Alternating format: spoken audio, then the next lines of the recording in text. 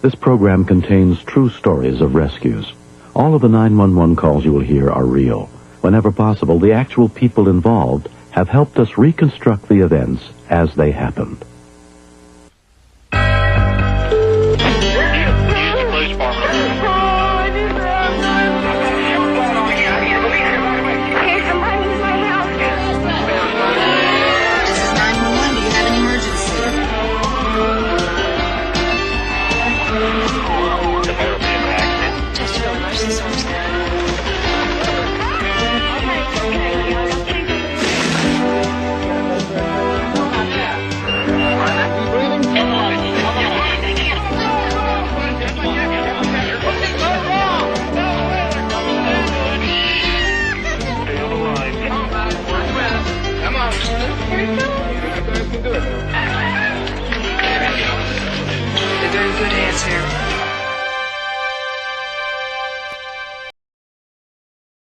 Tragedy can strike so swiftly that it leaves us totally unprepared to respond in ways that may save a life. I'm William Shatner. Tonight, true stories that explore the heights of courage and the depths of the human heart on Rescue 911. We begin on June 11th, 1991 in Golden, Colorado, as Ruth Martinez, her two daughters, and their friend were enjoying a relaxing day along the shores of Clear Creek.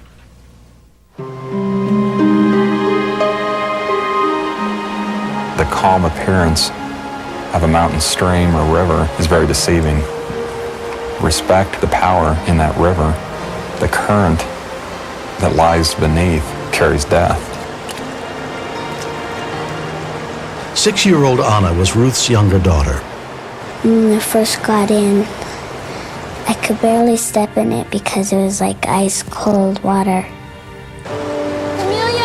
10-year-old Camellia was also playing in the creek that day. Okay. My mom said, "You guys be careful. Don't go over to the rough water." And so we just stayed in the water where it was clear and we could see the ground. And then my sister, she started across.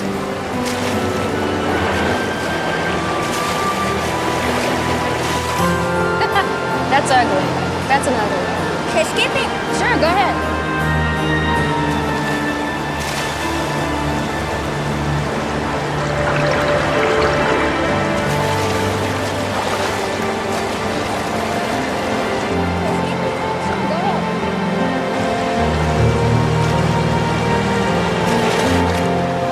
Amelia, stay over here.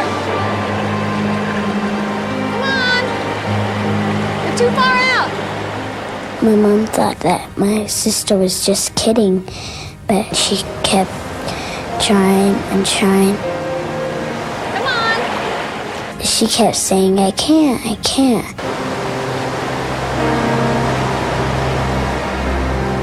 And then she went underwater.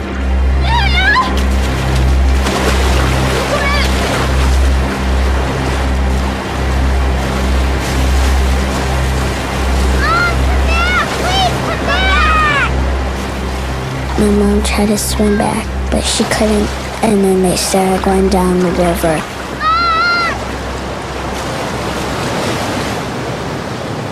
I was scared because I thought my sister and my mom were gonna drown, and I would never see them again.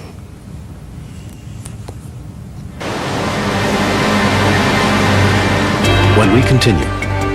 This time of year, the creeks are very full and very forceful. I thought if we would see her, she would be dead, and we would be pulling out a body. It's her!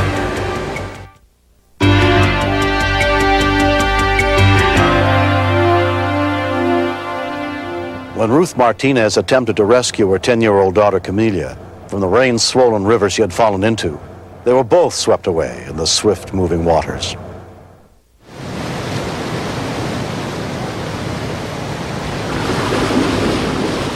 It felt like a vacuum just sucking in your feet, and I lost it.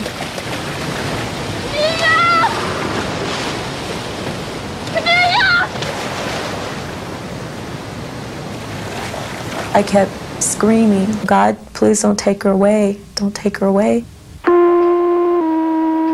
Call Franklin Fire Department. This is an all-call fire call. Respond to the area of Clear Creek by the campground. Juvenile in the water. Hey, Glenn, you hear that? Detective Stan Ross and Glenn Moore were on duty that day at the Golden Police Department. Let's go take a walk along the creek, see if she comes out. This time of year, the creeks are very full and very forceful because of the spring runoff. I thought if we would see her, she would be dead, and we would be pulling out a body. Dex 13 and I'll be walking the creek. I mentioned to Glenn that I'm really not a very good swimmer, and he said, well, I'm not a very good swimmer either. And I looked at him and said, okay, partner, I'll save you if you save me. I didn't, in my wildest dreams, think that we would actually see her. What's that over there? That's her! Commander Bill Kilpatrick also heard the radio dispatch. Had this call been aired 30 seconds later, 45 seconds later, we'd have never seen her in the water. She'd have been past us. Going in. There wasn't any time to do anything but just react. And the next thing I know, I went under. It was just like someone grabbed my legs and pulled me.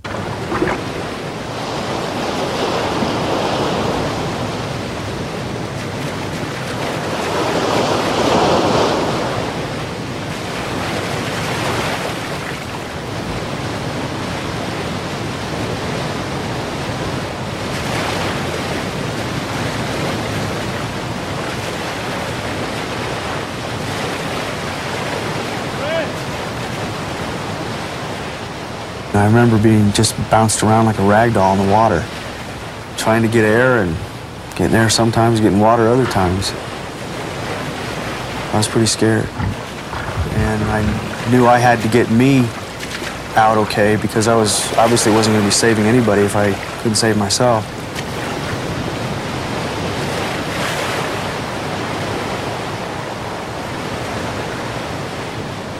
I didn't know where I was in respect to the girl or even Glenn or anybody else.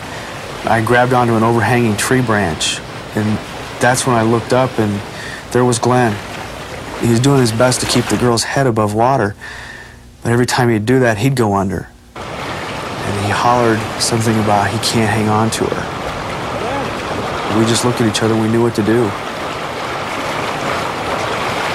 I got her!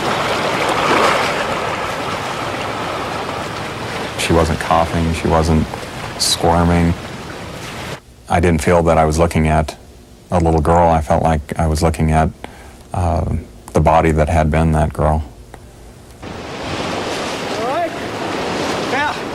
I could tell her lungs were just full of water because I couldn't get any air to go in. Get her up here. Turn her head. We couldn't get a pulse, we couldn't get her breathing. And I just kept thinking to myself, no, I'm not going to let you die. And it was a very, very steep embankment next to the river. We can't do it good here. We gotta get her up. We knew we had to get her up to a more level spot so that we could do CPR effectively. But I was so exhausted and it was slippery and we couldn't get her up. We slipped and fell and here's Commander Kilpatrick out of nowhere. I put my hands behind him, pushing him up the hill. And I'm thinking, well, I'm glad at least that the water's this cold because maybe it'll give this child the added chance at surviving because it slows down their metabolism. Get him over here. All units responding, some officer on scene. He is on the south side of the creek at the bridge. Ruth met up with paramedics at a nearby campground. I asked him, please take us with you, please take us with you. And I was hitting the hood of his ambulance, and he said they found her. We were just physically and emotionally drained. You know, I thought of my own daughter, and even though we both were thinking this is hopeless, we just weren't going to give up. Commander Kilpatrick was able to flag down the other rescue people, and it was like the cavalry coming when they relieved us. I recall Detective Ross and I stepping back and looking at each other in a daze.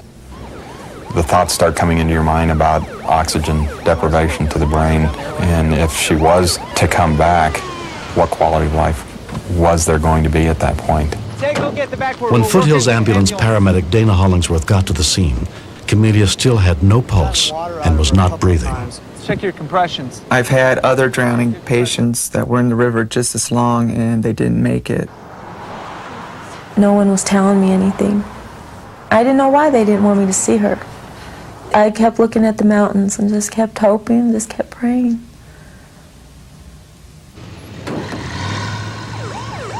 They finally managed to restart 10-year-old Camelia's heart at the scene. She was then taken to Lutheran Medical Center and examined by emergency physician Carla Murphy. We do have a saying that no one is dead until they're warm and dead. Whereas a normal body temperature is 98.6 degrees Fahrenheit, Camelia's temperature was 83.6 degrees. And yet, we found that her pupils were unreactive, that she was breathing minimally, if at all. I expected her to either die or be a vegetable permanently. Mrs. Martinez. I was quite honest with her mother. Dr. Murphy. Camelia's mother did not seem to understand what I was telling her. Even when I took her into the room and showed her Camellia, totally unresponsive and in a coma, Mother continued to ask me, when will she wake up? None of us had ever seen anyone come back from the dead. She may be able to hear you. Honey. I figured she was in a faraway sleep and she'll come back. And I seen some water come out of her eye.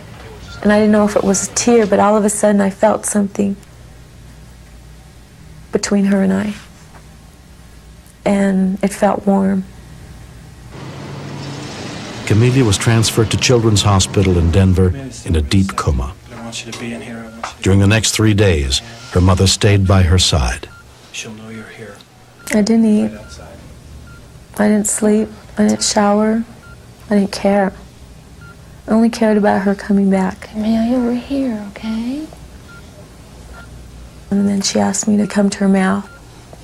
Camellia? I put my ear by her mouth, and she said, God. First she said, God, and I said, God, what? And she said, God.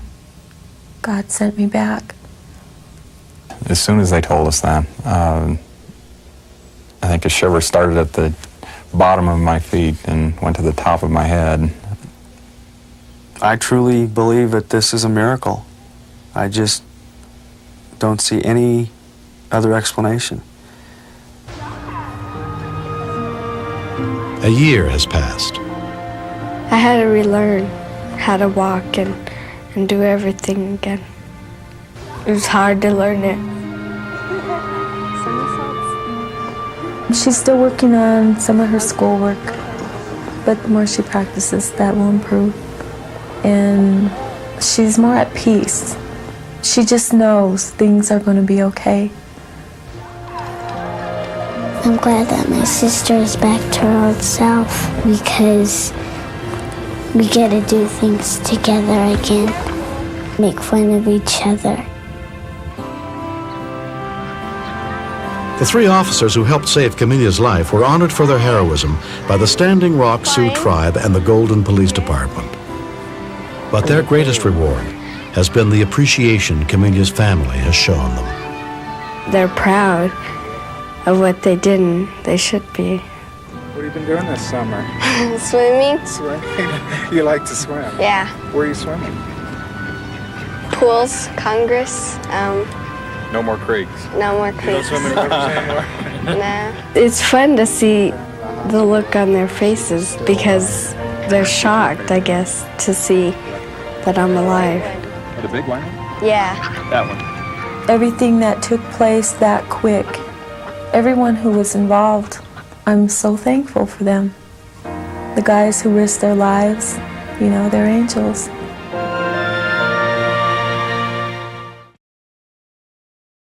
Next. He was messing with the wheel and he was trying his emergency brake, but we had too much speed. Hey, just got a runaway bus. We gotta do something to stop it.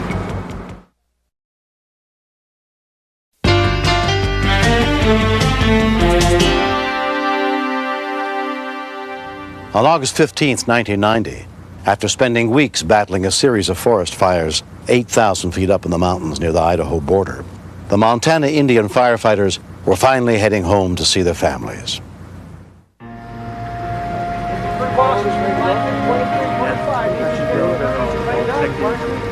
Peter Whitford was one of the bus drivers that day.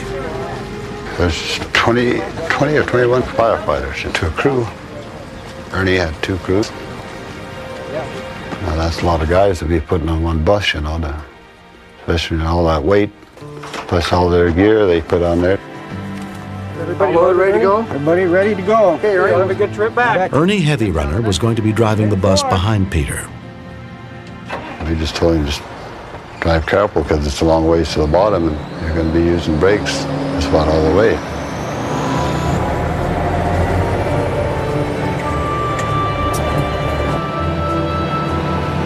I was about 500 feet ahead of Ernie. Ernie, he's been driving for quite a few years, you know. Good driver.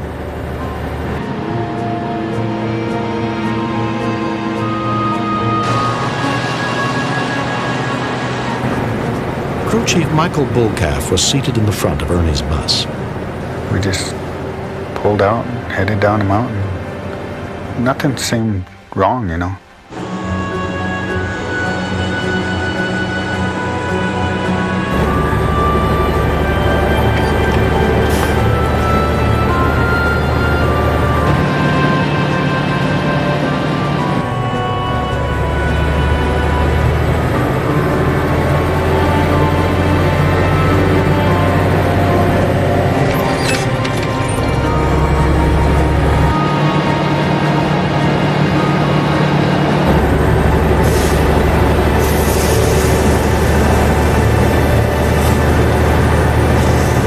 I heard a sound like these big trucks have when they step on their air brakes.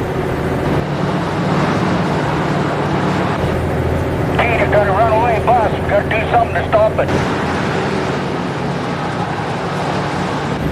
Ernie, try and find another gear.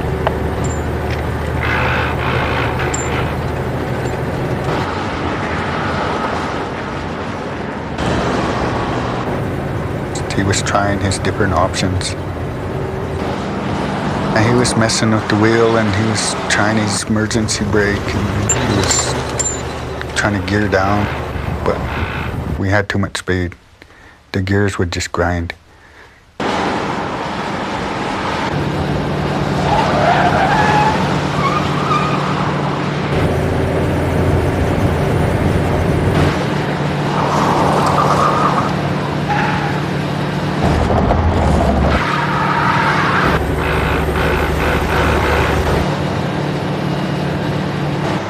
I could tell that he was picking up speed pretty good.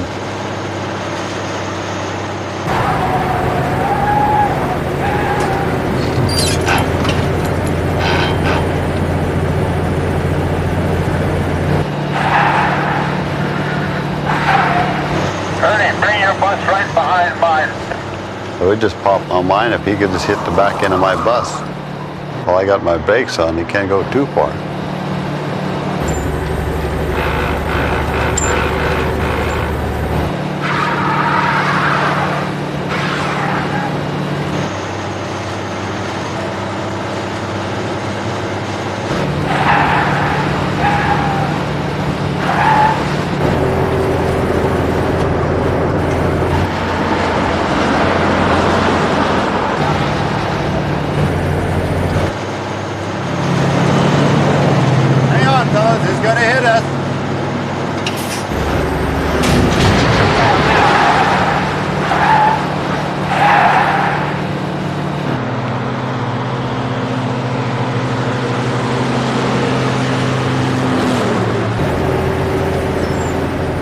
I hate to see a bunch of them guys go over the cliff.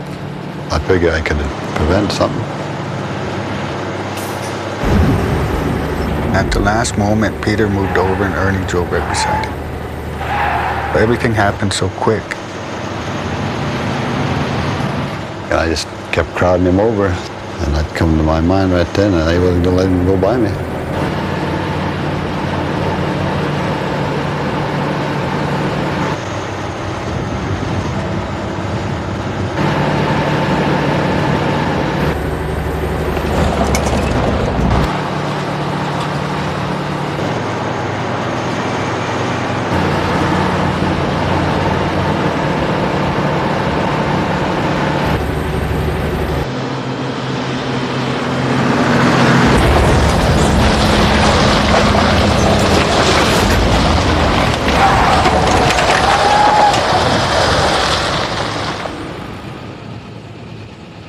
I was right under and looking over at him. I asked him, "You all right?" He was a little shook up. I don't blame him, you know. After everybody got off, I told Ernie, "Let's go, Ernie." Yeah. Okay. And he wouldn't let his steering wheel go.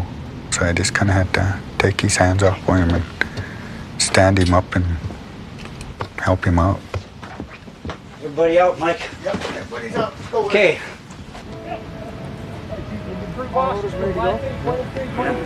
Yeah. Then I got out and looked the situation over. Never really dawned on me what we did until I got on the bus and looked the situation over the second time. Then I just kind of slowly fell apart right there. It hit me what happened. I'd say it's as close as you can come to losing not just one, but a few lives. 2 years later, Ernie Heavy Runner and Peter Whitford still drive the buses that transport the Montana Indian firefighters. Both men were presented with an award by the federal government for their heroic efforts that saved 42 lives that day. There's no doubt in my mind we could all die. Even if one of us lived, I know I wouldn't have wanted it to been me, because I wouldn't want to have to live with it the rest of my life. I think Peter saved us all, really. He's the guy that drove into us and pushed us into the cut bank. The boys were thankful for what I did. They still thank me. Every time I see them on the street, they say, "You've done a good job, Pete. We're still walking around here."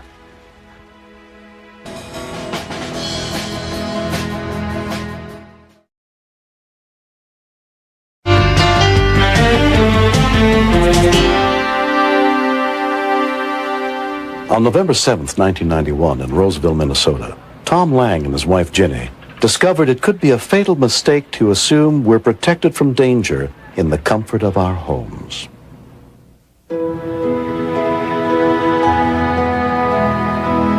That morning, their 8 adopted children were at home, asleep in their rooms on the top floor of the house. I woke about 6 o'clock, just before my alarm was to go off, to the sound of a thud upstairs. What's going on out there? I thought perhaps this was one of our restless children who had fallen out of bed. But immediately after that, there was another thud and some crying, and I thought I had to investigate that.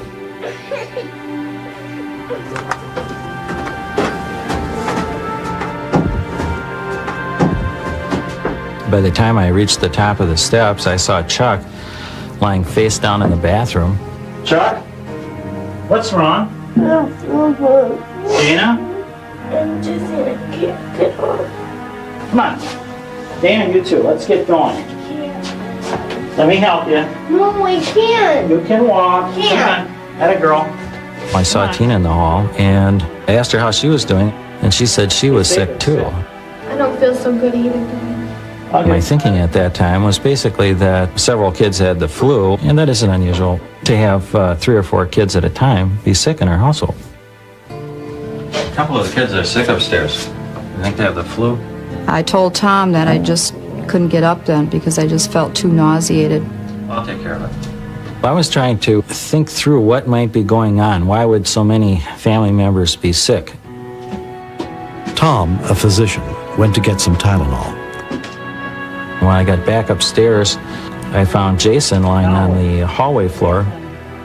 Jason! It was at this point that I really became concerned. Christina? Christina! And I thought there was more to this perhaps than just the flu. Thinking there might be a gas leak, Tom went to the basement to check the heaters. We hadn't been using our pool for about 2 months, but the burner seemed to be going full blast, and I couldn't turn it off. I didn't know what was going on, but I knew that heater shouldn't have been on like that. At this point, I felt a little woozy. As soon as I felt that myself, I became convinced that we were probably poisoned by carbon monoxide. At 7:05 a.m., a call came into the Ramsey County Sheriff's Department. This is Dr. Tom Lang. Yes, sir. All of us woke up sick this morning. There's a family of 10. Okay, what do you think the problem is? We think it's carbon monoxide. I called the Ramsey Poison Control Center. Okay, so how sick is the sickest person there? We have coordination problems, and they have asked us all to come into the ER. I have a van, but I don't think I can drive. Okay, Mr. Roney, what I'm going to do? Get my children down from upstairs. Okay, you keep them awake, and we'll send somebody right over. Thank you. All right.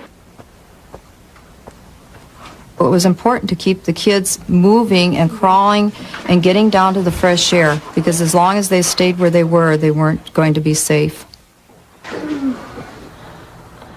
After my dad had called 911, I was wondering if they were going to be there in time in order to save us. It's all you're thinking at that moment is, am I going to survive? Are we going to survive as a family?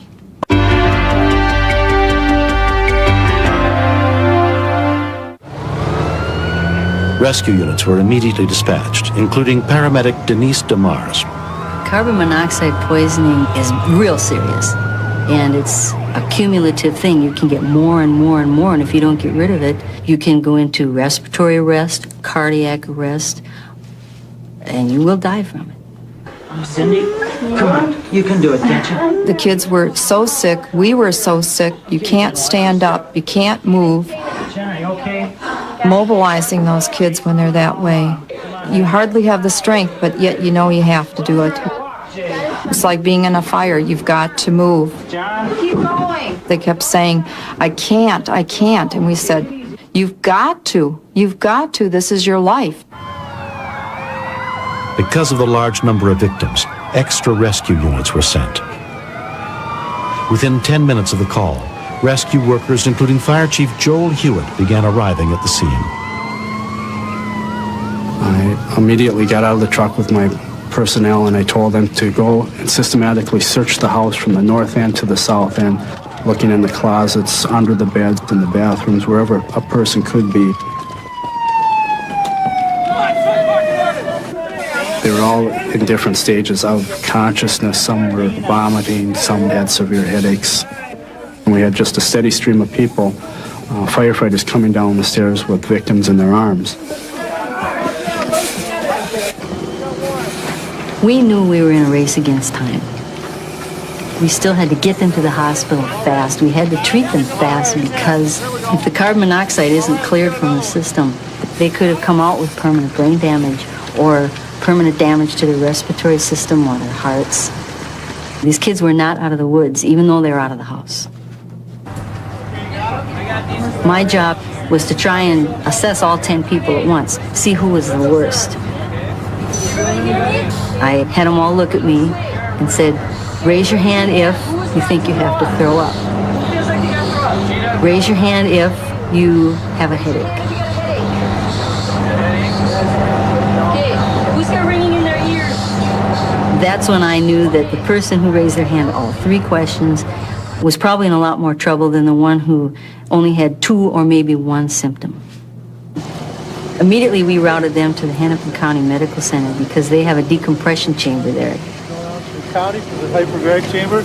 And then the people who were slightly less affected went first to the Ramsey County Medical Center.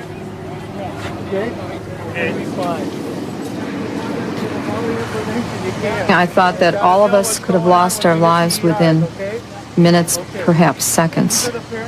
It was just too close. All 10 family members were treated and released without any sign of permanent injury. Tom and Ginny were treated in the emergency room by Dr. John McGill. Carbon monoxide poisoning is known as a silent killer. It's colorless, odorless, and tasteless. And if it had occurred early in the night, they may have slept into unconsciousness and death. So I think they're all lucky to be alive. An investigation showed that the heat exchanger on the pool furnace had corroded, causing dangerous gases to back up inside the house. If you think that you are suffering from carbon monoxide poisoning, the absolute first thing to do is get out of the area that you're in. The second is to call 911 or certainly get them to the hospital for evaluation.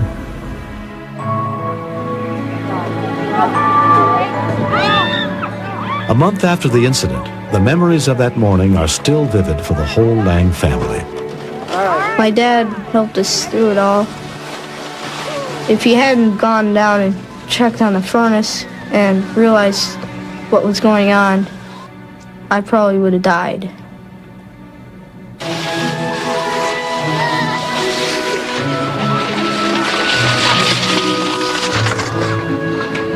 Way to go! Way to steer, Dana! I've learned from this experience that we are very vulnerable to our environment, and I hope in some way that my family can be spokespeople for the silent killer that carbon monoxide is. Holy cow! Oh, I can't believe it. The rescuers that were here that morning, I'm telling you, I was ready to hug every one of them. They went to their job and they did a superb job. I get goose pimples when I say that because they're great. They're great. They're fantastic. I think definitely the incident has brought us closer together as a family. It's really, really scary to think that we could have all died that morning, you know.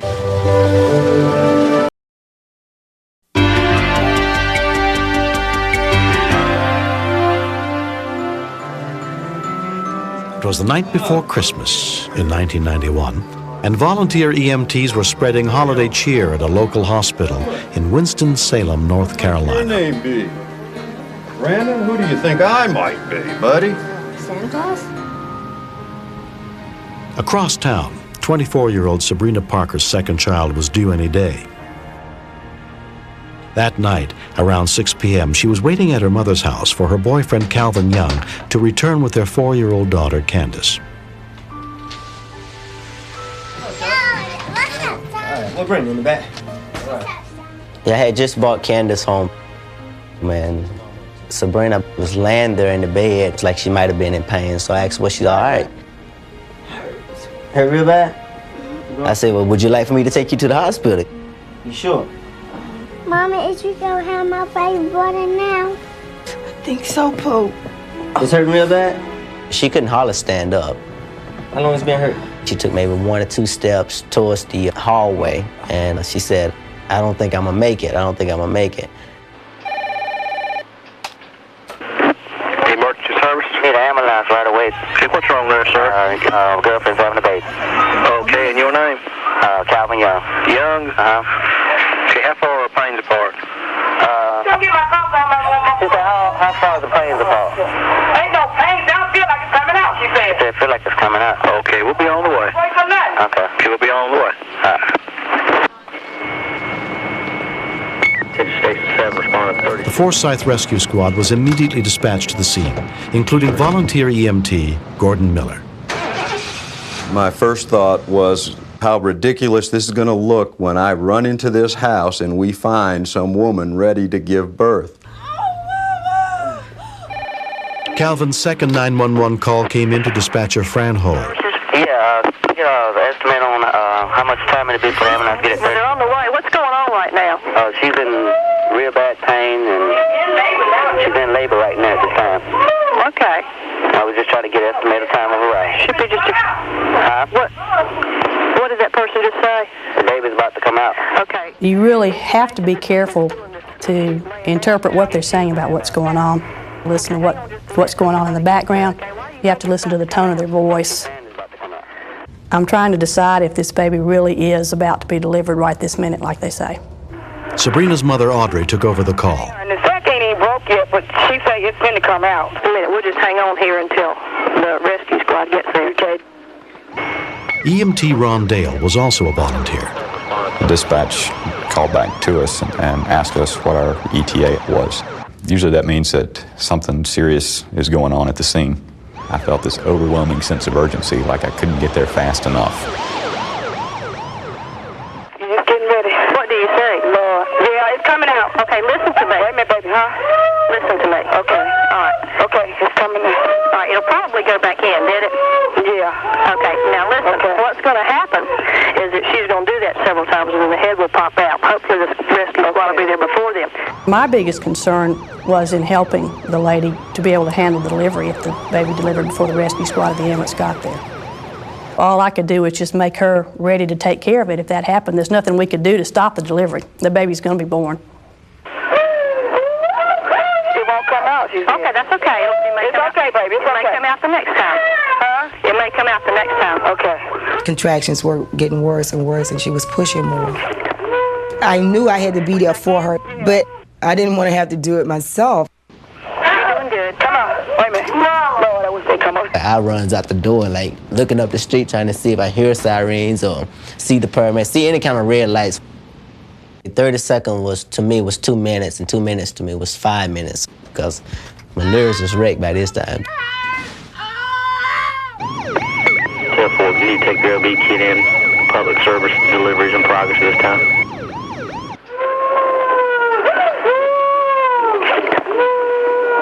Went back in? Yeah. It looks slick, though. The sack ain't broke. Okay, listen to me real careful. All right. Get the man that's with you to get a pair of scissors. Okay. Now. Come in. After another contraction, when she saw more of the baby, she said it looked slick and shiny. The sack's not broken. If that head comes out and the sack is still over the face, you're going to have to cut it. Not the baby, but the sack. Oh, Lord. Now, just make a little slit in it and tear it away from the baby's face. I understand what you're saying. Okay, you know what the sack looks like? Yeah. That's the point that terrified me, having to bust a sack myself. Don't cut the baby. It was terrifying, but I knew I would do it. I'm running back around the truck with the driver, and I noticed Santa Claus, and I look, and then I didn't pay no more attention. I'm thinking about Sabrina, I'm like, I asked about that lady, So. It was so apparent that this child's time is now. Just ripped off the beard and glasses and wig. That's all we had time for. Okay. Let me know what you need. What's your name? Sabrina. Sabrina? Okay. I'd never been on an obstetrical call where the amniotic sac was keeping the baby from being delivered. I knew that the ambulance was very close behind us, and so I decided to let them get in and assess the situation, and for us to make kind of a group decision is what we were going to do. It's going good, Mom. It's going great. Moments later, paramedic Tim Holman and his partner arrived. Merry Christmas. Merry Christmas. I got there and I immediately saw that the bag of water is not broken. It was bulging. It was preventing the baby from being delivered. Ron was in the position, and I said, well, all you gotta do is break it. And Rod said, well, I'm not sure how to do that. This is my first delivery. And I'm like, uh-oh. I said, well, I'll break it, and then, we'll just go on and let you deliver. The ambulance, what box are they in? Every time I would go out the door, I would hear several voices. Santa Claus, what you doing? Santa Claus, come over here. Go ahead and push if you have to. All right, there we go. There's the head. I actually saw the baby actually being pushed out. The shoulders and stuff was coming out. And I'm looking at the expression on Sabrina's face and actually seeing this child being born and brought into this life. And I'm like, gosh, man, women go through some stuff, man, because I'm like thinking, man, God, man, they got to go through all this. Ooh. All right, very good. All right. All right, you got a little boy. At that point, I thought that the hard work was over, but I realized that the baby was not breathing yet.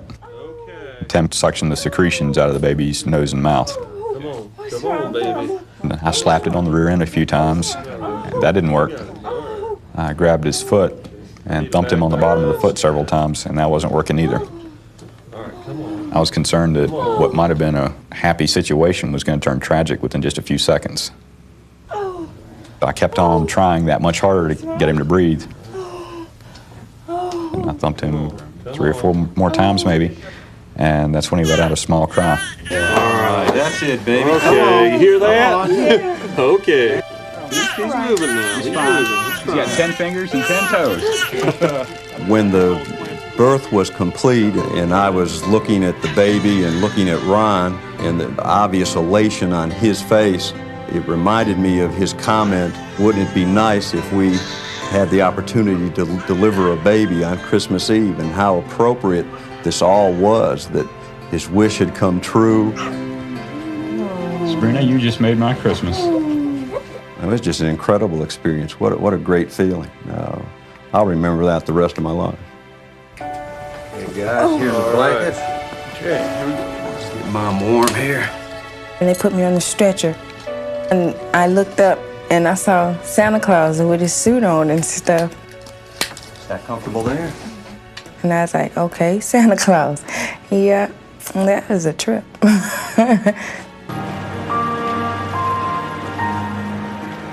Christmas means different things to different people. For Sabrina and her family, it will forever be remembered as a time when baby Jeremy came into their world.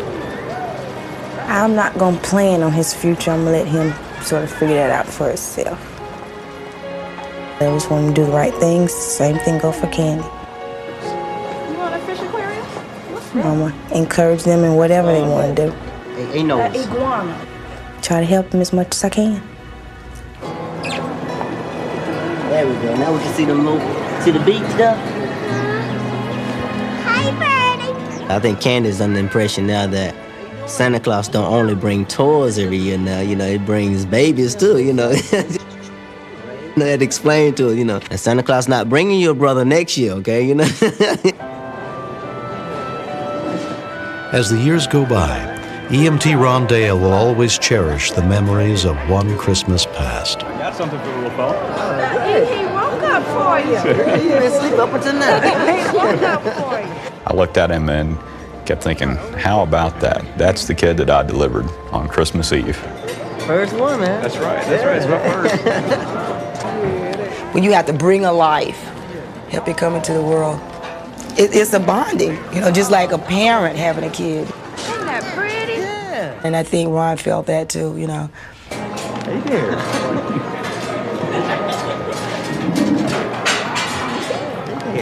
He's like, I recognize you. That's right. You know me, don't you? Yeah, you know me.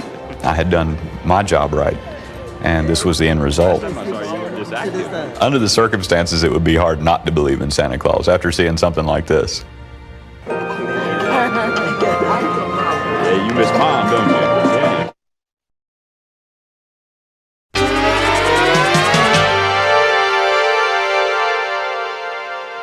This series is dedicated to all the men, women, and children who unselfishly share with us their gift of caring and their devotion to saving lives. I'm William Shatner. Join us again next week for more true stories on Rescue 911.